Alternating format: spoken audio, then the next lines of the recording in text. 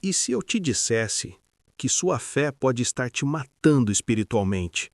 Não estou falando de heresia, não estou falando de pecado, eu estou falando do conforto. Sabe por que Israel reclamou no deserto mesmo recebendo o pão do céu? Porque eles tinham saudade da comida que comiam como escravos. E você, quando foi a última vez que sua fé te custou algo real?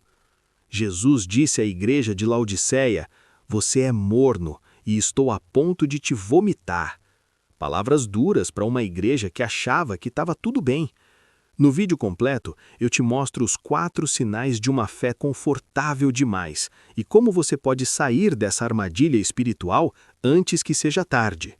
Porque uma fé que não te transforma é uma fé que não salva. Link na bio, direto do céu, onde a verdade não tem atalhos.